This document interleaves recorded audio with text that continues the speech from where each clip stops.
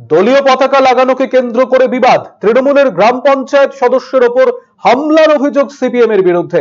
এই ঘটনায় উত্তেজনা ছড়িয়েছে মালদার মোথাবাড়ি থানার উত্তর পঞ্চানন্দপুর এলাকায়।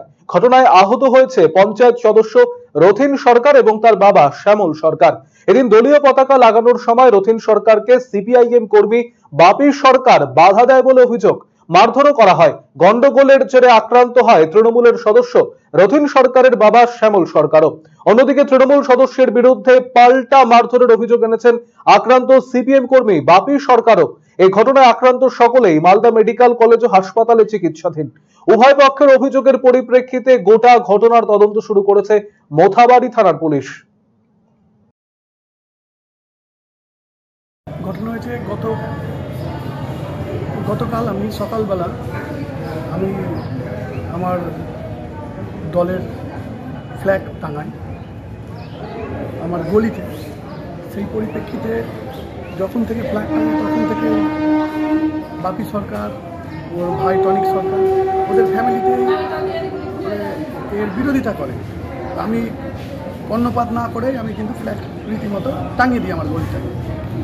টাঙানোর ফলে এবার গালাগাল করা, অশুদ্ধ ভাষায় গালাগাল করতে থাকে। ওই বিষয়টাই বেশি গুরুত্ব না দিয়ে আমি নিজের কাজে বেরিয়ে যাই। কাজ থেকে ফিরে এসে আবার সন্ধ্যাবেলা যখন ঠিক ওই গলি দিয়ে বাইক নিয়ে যাই, তখন গলিতে হঠাৎ করে আমার উপরে হাঁসুয়া নিয়ে আক্রমণ করে এবং আমার মাথায় কোপটা মারতে চাই। আমি হাত দিয়ে থামতে গিয়ে আমার হাতে লেগে যায়, হাত কেটে যায়, বাইকটা ওখানে পড়ে যায়, বাইককে ভেঙে চুর করে দিয়েছে। এখন বাইক থানায় বর্তমানে। আপনার বাবাকে মারধর করেছে? হ্যাঁ, বাবা পরে থেকে যখন এসেছিল, আমাকে যখন ওখানে কেটে দিয়েছিল, তারপরে বাবা যখন এসছে বাবাকেও মেরেছে, বাবারও মাথায় ছিল। কারা মারধর করেছে?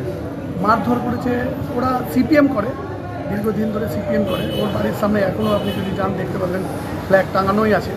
ওর অপোজিট সাইডের বাড়িটাই আমি ফ্ল্যাগ টাঙিয়েছিলাম। কারণ কি মারার কারণ? ওই ফ্ল্যাগ টাঙা নিয়েই গন্ডগোল।